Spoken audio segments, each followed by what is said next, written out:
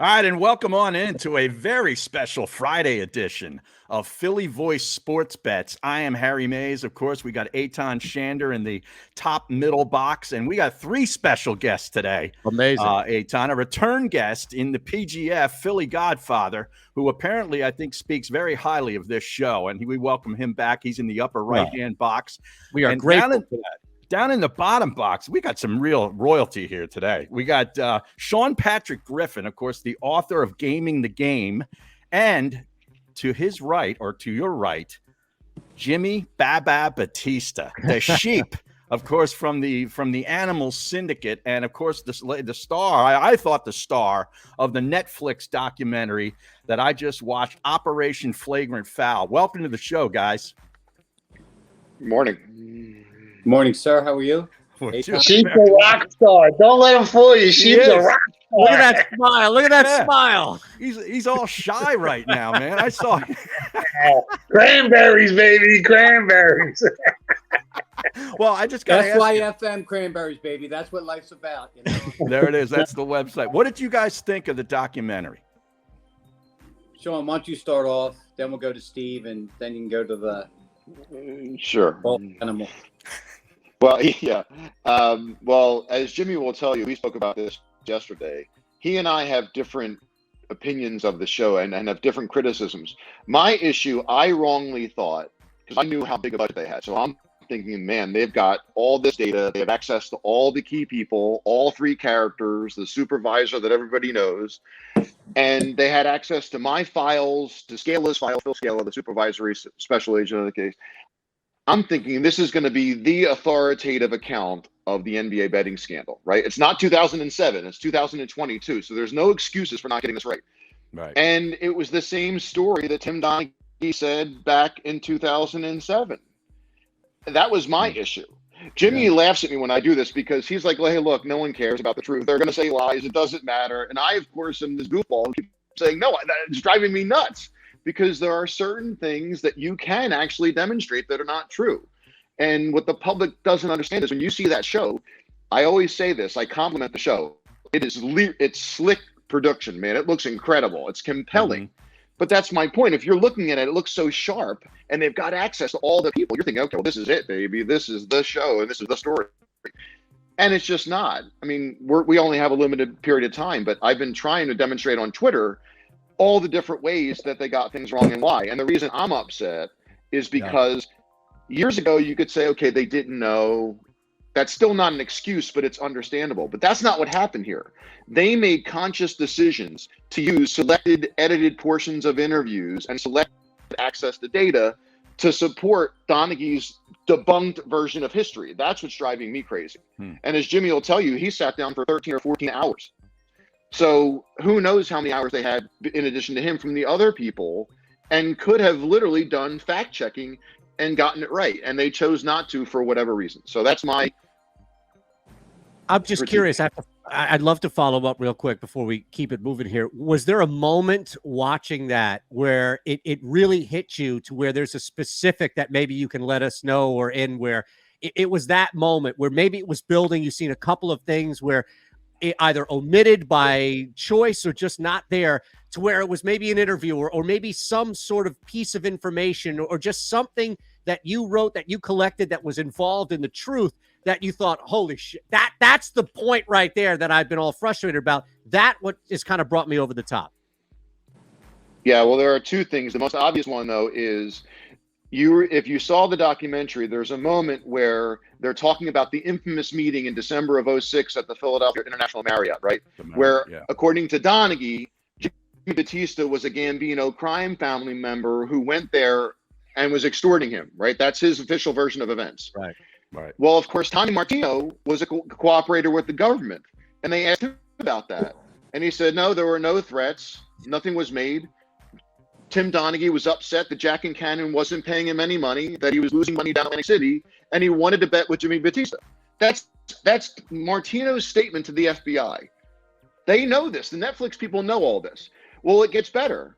If you watch the documentary, they asked Tommy Martino on camera, hey, Tommy, why does everybody's stories about the Marriott meeting not line up? Yeah. Yes. And he goes, that's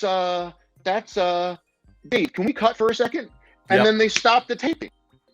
Now, I can understand why a producer or a director would love that moment, right? Like, ooh, mystery. That's compelling. But the problem is there's an answer to that. Right. Because they then show Donaghy Wow. saying, oh, yeah, well, there was a moment when Batista, Martino, and I were meeting at the hotel where Martino went to go to the bathroom. And in that moment where we were alone, that's when Batista threatened me. Right. Well, And the family. Yes, and Tommy Martino said in 2020 on the Whistleblower podcast, he finally admitted what everybody who at least been following the story knew, which is that he was never alone with Batista. Martino never left him alone. But Martino was asked by Donaghy to keep his mouth shut so that Donaghy could do this for the last decade. And that's what I'm saying. You don't need access to Jimmy Batista, Sean Patrick Griffin, my files. This is all out there, and they chose not to run with that. Right. That's why I take it. And Jimmy gets a kick out of this. He no longer gets upset. He just says, "Hey, look, they lie. Who cares?" But people just don't understand how they're manipulating history. Well, he got mad during the documentary. I thought he was going to slap the cameraman around there towards the end. Steve, Well, Harry, let's get something straight. You sit for 14 hours. When I went into LA to film this, and it was like it was 13 and a half hours of questions back and forth, editing back and forth. And Dave Fine, hold on. First of all respect to Chapman and McLean Way and Jake Filson Graham at Untold Stories. And I think they did a tremendous job on putting it together. I don't think people really understand what it takes to put a documentary together. They filmed me for 14 hours, questions back and forth. They came to Philadelphia. It's a long process. It's not like something, you interview that and then the editing, everything together. Now, great job, Untold, but it's like there's too much to the untruth that they didn't release in there from what I said that was getting me fucking frustrated. Yeah. And that's what really drove me over the edge.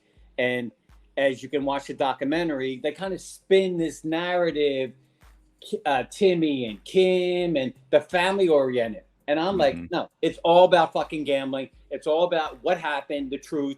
The other animals that were in the bush going along with me that became informants for the government. And then there's so much more to it that they cut the fuck out. Why do you guys think that? Just because of time or because it makes a better story? Steve, go ahead. I saw you open up your mouth. Well, there's lots of stuff they cut out. I mean, I did a phone interview with them for 45 minutes, Jimmy. And I talked about the other referees that were probably involved. And right away, they're like, we can't use that. Right. And I talked about how there was no parameter set up. In the sports betting market, if you see lines moving back and forth, 3, 4, 5, 6 point moves, it's usually because the star player's out. And back then, there was no parameter set up. There's no star players out. And these games were moving up and down the screen. And I talked to a couple different, professional sports bettors, big time sports bettors that were betting millions back then, and they were very sharp. And they all got killed, not just because Timmy was involved, because there was a couple other guys, in my opinion, that were involved. And they didn't want, Netflix didn't want no parts of that. Now the documentary was entertaining. I mean, it was very well done. I think Jimmy looks like a rock star in it. Now the family thing with Timmy, I mean, if they don't put the family in there with Timmy, Timmy looks like a complete douchebag. I mean, he's full of shit. He doesn't tell the truth about anything. So they had to make him likable a little bit. And then it's everyone's perspective of the truth. It's Tommy's, it's Jimmy's, it's Timmy's. And then Sean, who has the actual facts and the FBI paperwork, that's like the middle, that's the truth. Right. And they just don't allow that stuff. But I mean, like I said, it was entertaining. It was fun to watch. To me, it was a lot of regurgitated information of the past. Nothing really was untold in the documentary, even though it was awesome to watch. And I did a little cameo in it. But at the end of the day, Jimmy stood up. Think about he's a rock star under all that pressure. Everyone else folded, and he still held his ground. And he had the NBA by the cojones, man. You know what I mean? And for him just to do a year or 15 months, I mean, that's to me, that's a rock star. He was moving millions. He was betting sticks and balloons on these games, and if you want to believe anybody, you got to believe Sean and you got to believe Jimmy, because I know the other guys, and take it for what it is. Well, it was entertaining, but don't forget, Yeah. if you've seen the documentary and you haven't read the book, you got to go get the book, Gaming the Game, and that that'll detail everything. Jimmy, any final thoughts? And let me see that shirt, man. I want to get one of those shirts. Harry, I'll send you some over. Don't worry. You and Eitan, I want you. It's SYFM. Shut your fucking mouth, cranberries. Can I wear that on TV? Yes, you can, sir. Okay, I'll make sure you got a hat and shirt for that nice bald head of yours. Absolutely. The one thing I'm going to say, listen, there was so much untold to really that happened through the whole investigation, and about the people I was working with, the animals that were informants that I said, the animals that, listen, I had my own special vice things issues I was going with. March 18, 2007, the last game I bet with Timmy, I go into rehab. I had some issues and I'm dealing with that. It's living on life's terms. But I go into rehab and there's a game that night with the NBA and Stern, Mr. Blowjob himself, okay, what they, and they need everything to shut this the fuck down, is that it continues. Why didn't they say, listen, okay, Jimmy's in rehab now. Now you got one of the fat animal back in the bus, driving the bus, and it continues. And Timmy's like, oh, he would have stopped it as no matter what. Fuck, he's so it's so compelling to think that, because he was such a greedy fuck, as all he cared about was money. I go down, who comes in? The next pitcher in the game. He's still driving the bus. He continues to bet more. Now the lines are all going haywire. And if you're on the street at that time, everyone's like, what the fuck's going on? Where the fuck's Jimmy? What's going on? My life's going crazy. But the bus is still driving. And then the animal, which I'll keep nameless and for a time being, who decides to stop the bus. Timmy gets fucking frustrated. Calls Tommy on the phone, says, no, please, one more game. Please, one more game. Because they're making so much fucking money. And then the rest is history. Wow. Well, they kept out all the CIs, and they kept out all the confidential informants that you mentioned on the documentary, which I think they should have put it out there. If they're going to put Timmy out there, that he was willing to wear a wire and go in and get, any other referee that was. Yeah. Why would they cut out all the confidential informants that you knew about? They just cut out so much stuff that was untold, and they just had a lot of regurgitated stuff that everyone knew about, but it was highly entertaining. It was high production value, like Sean said. And it was a fun watch, but it could have been so much better. Could have been. One other thing is, hold on. John Gotti's dead. They showed pictures of me, and then they got Gotti and Sammy the Bull Gravano walking the streets of Brooklyn. Gotti's already dead in jail. Sammy the Bull's on house release in Arizona somewhere. And yes, I did move money with Popeye in New York, who was connected 6 degrees of separation with them. And you need it when you're moving the type of paper I was moving. That was one of my outlets. But to say that I was using that as the threshold of their show, they showed John Gotti and Sammy the Bull, then they showed the other informants and rats who made more fucking money. Yeah, and they're kind of like they're leading people down the path where maybe Jimmy is a made guy, maybe he is connected, which it's further from the truth. Jimmy has nothing to do with those guys. If you're betting with a book in New York and he's affiliated with those guys and they're getting your information, you got no control over that. Street book. You don't know who's getting this information or not. And that's the part that they had to glamorize a little bit, throw some glitter on top. I know what they had to do, but at the end of the day, they shouldn't have done that, in my opinion. Yeah. Well, that's great stuff.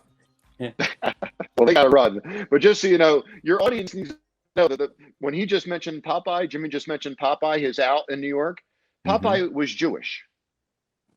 Popeye was Jewish. So the idea that, they're making this seamless direct connection between Jimmy the Sheep Batista and the mob. He was the guy he was moving with was Jewish. Now, yes, did he have, like Jimmy said, degrees of separation? Yeah, but so what? That has nothing to do with him being an arm of organized crime threatening Tim Donaghy, which is what they're always saying. Yeah, not everybody's Hyman Roth, right? All right. SYFM.com. Is that what it is, Jimmy? Check me out at JimmyTheSheep.com. Jimmy Sheep. For my stick pick of the week. You can also see me at Bury the Right Number with the Philly Godfather. We're going to be doing a weekly sports show, which we run throughout the year on our NFL's finest. And shut your fucking mouth and stick to the story. Cranberries. I love it. Sean, Jimmy, Steve, great stuff, man. We appreciate you coming on. And everybody's got to watch the Netflix doc, but also buy the book. I'll tell you, Gaming the Game, that breaks it all down. Appreciate it. It's an honor to have you guys on. Thank you. Thank you, guys. I'll get you your merch over, Eitan and Harry. Oh, yeah, man. I will wear it proudly. Absolutely, as will I. Appreciate it, gentlemen. Thank you, my friends. Have a great day. All right. Jimmy, what's your stick pick of the week? The Cowboys? My stick pick of the week for this week 1 of the NFL is the Dallas Cowboys +3. Take it. Get your stick out of the bank. Go pick up the money buried in your backyard and fucking put it on the Cowboys +3. I love it, man. I love it. Eitan might put a balloon on that game.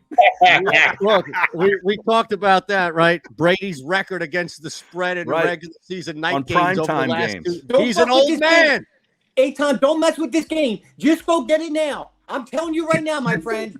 Oh my God. I didn't say anything. I promise. I'm there. Thanks so much, guys. All right, guys. Good luck. Thanks, great. Thank you. Eitan, that was pretty freaking awesome, amazing right? Stuff. Now, let's see if we can get Matt to pull up the spreadsheet real quick because I'm on Dallas. Okay, good. No. All right. Yes. And while we do that, we got to remind people that we are sponsored by the great folks at Rita's, and you got to go out and get all the fine pumpkin product. Yes. The Reese's concrete, all that great stuff. Rita's is bringing back pumpkin perfection with our pumpkin milkshake and Reese's Take 5 pumpkin concrete. And new app users can get a free ice when they download and use offer code PUMPKIN. Trademarks are used under license. Offer expires October 16th. Now that Dallas -2.5, by the way, is week 2. Okay. So everybody knows. I didn't jump in on Dallas ahead of time, but yeah, that I have some week 2 lines in there as well.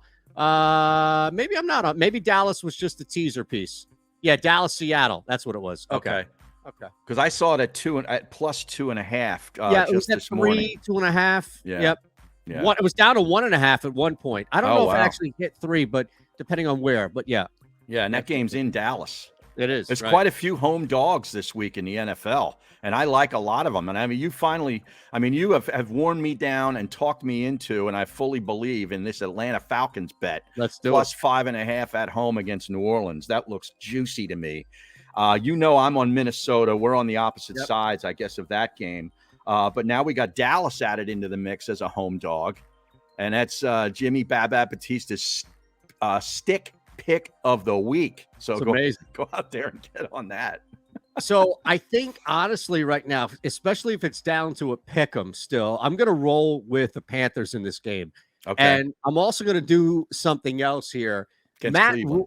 Check this out, Harry. Matt Rule is now 50-1. He's still a long shot. He's 50-1 to win Coach of the Year on Fox Bet, right? 50-1, a long shot. Did you? You probably knew this. I don't know how many other people did. But Matt Rule's third year at both Temple and Baylor, he won more games than the previous 2 combined. You look at this defense that returns from Carolina, they have one of the best, especially when it comes to yards allowed, defenses in the NFL. I think there's a shot here with this division. We just talked about Tampa losing week 1, right? So I'll take the Panthers, but also a little sprinkle on Matt Rule to win Coach of the Year. And it's funny, 50-1 to win Coach of the Year. I think he's probably high up on to be first coach fired too, depending on where you look too. So it's really, it can go one way or the other. But you're right about his third year because I remember it vividly. I think he won 1 or 2 games his first year at Temple, then went 6-6 because they beat Tulane in the finale and just missed out on a bowl game because Oklahoma State won that night. So Temple didn't get a bowl, but they were bowl eligible in year 2. And then he went and won 10 games in year 3 and then in year 4. And he did the same thing, the same progression at Baylor. Of course, he took over a decimated program, with all the scandal and everything. I mean, that was scorched earth down there. Right. And he took it over in year 2. He built, and then year 3, boom, he's in a bowl game. So this could be it. What do you think about this other game that's getting a lot of attention? Stanford +8.5, hosting another home dog in college against USC, who everybody's in love with now. So I will say this. I did take tonight, Friday, right? Today's Friday. Yeah. I did take New Mexico to cover and win outright. Just the first half. Oh, okay. Just the first half. What was it? 8.5? It was 9.5 spread first half plus 350, which actually beat Penny on DK. To your point though about this game, the total was off the board last I checked. So I'm really interested in this total to see if I can get some points from Stanford and really push. What would you think the total would be for a game like this? Mid 50s? Yeah, probably 56.5, something like maybe 58, something like that. I don't think that's too low, right? To go over here. I don't know if you have a feel. I don't have a feel on a side. So if you have a feel on a side, I'll gladly tail it. But I'm waiting for this total to pop because I think anything below 56 is an automatic smash on the over. Okay, I can roll with that.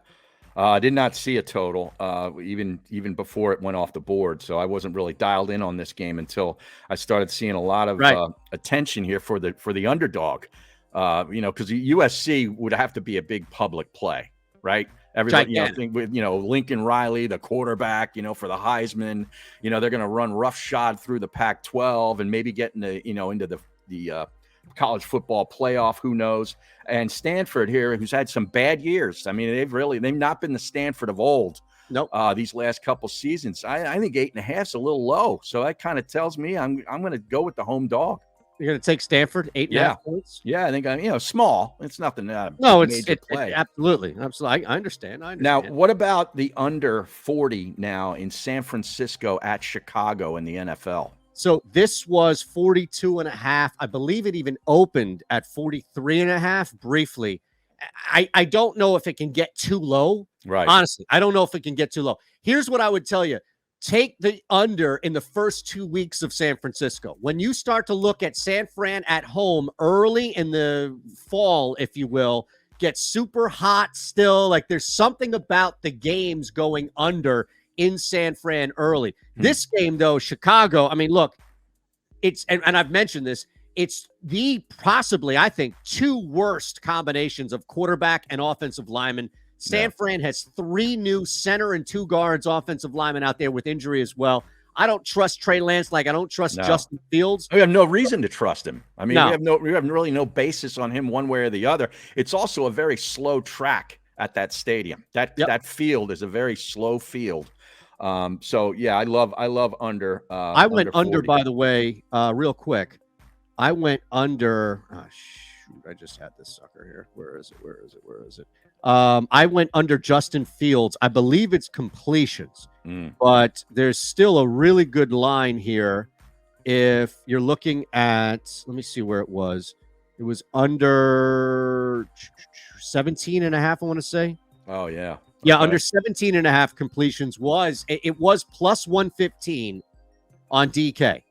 So if it's still plus money, it's beating Penny for the most part. Now, granted, lines changed. I understand that, but under 17.5 right there at plus 115 for Justin Fields. Love that. By the way, not going to tell you now. It's homework for everybody out there. Go check out Kyle Shanahan's record against the spread without Jimmy G. Not good, Har. Not good. No, I've got 2 dogs that went outright. You ready? Okay. New England Patriots. Yep. Outright winner. And you have them in that teaser that I've loved. Correct. For a while. Correct. Outright winner here. Bill Belichick going up against a first-time head coach. He's lost just one time since 2004 or 8, whatever it may be, without Tom Brady. That's all without Tom Brady. So absolutely that. And look, the other dog that I think has a legit shot of doing. Oh, Jacksonville is the other one. Okay. Oh yeah. You've been saying that for a while, and that's down to like 2 now, isn't it? 6-11 straight up at home. Ron Rivera's record when he's a dog of like what I think it's like less than 3 is awful. No. I can't put any money on Ron Rivera. All right, and before we sign off, last night Buffalo had their way with the Rams and still played not a good football game. I mean, they had turnovers left and right, lost 2 fumbles. Allen threw a couple of picks. It was a real sloppy game all around, which I think is going to be the trend this month because of this limited preseason. Nobody's hitting anybody, in the month of August. So I think that's going to be a lot of sloppy games here early on, especially maybe that Niners-Chicago game we just talked about. Did it give you any indication on Buffalo going forward, like how good they are? Not not entirely, because I think if the Rams are on their A, or if the Bills are taking on like 5 possibly other NFL teams, they're going to take advantage of those turnovers and things may change. So look, does anything change with if you had the Bills as a top 5 or top 3 team in the NFL? Nothing has changed from last night. But I'm not willing to anoint them Super Bowl champs nor Josh Allen MVP because they played against the Rams team who was uncharacteristically off. Yeah. And how about Akers and Robinson combined in fantasy numbers last night? I mean, that was a disaster. Yeah, I mean, Cam Akers, that was a big one from a betting and DFS standpoint. Cam Akers just kicked a lot of people in the stones. I saw in the FanDuel and DraftKings, I believe, optimal lineups that won the big money. The Bills and Rams defenses were in there, right? Yeah. So, from a DFS standpoint, it's one of those nights where Isaiah McKenzie and the 2 defenses are going to be in the optimal lineup. And it's just, it's tough. That Bills front looked pretty good. That front 4 on the defense looks really good. Yeah. I'll leave you with this because I think for this weekend, and it's probably only going to be for this weekend, but you can get in live. Like some of these live player props are still going to be off and inefficient. Allen Robinson, after like a quarter and a half, Allen Robinson was sitting at like 51 receiving yards live. Wow. He had 12, I think. Exactly. Yeah. So I think identify, like if you can find a number 2, right? Somebody who's new to a team, maybe something along those lines, and he's not involved early, I would look to fade him live. Like Robinson's a perfect example. At least my Josh Allen over in rushing yards hit. I know we lost on that four-leg parlay. Nice. Yes. All right, now watch Eitan. Eitan's got like 15 more shows today, and then we will be back as a unit along with Devin on Monday. So enjoy the weekend. Enjoy all the football tonight, college, tomorrow college, and, of course, all the pro. And we'll be back to talk about it on Monday.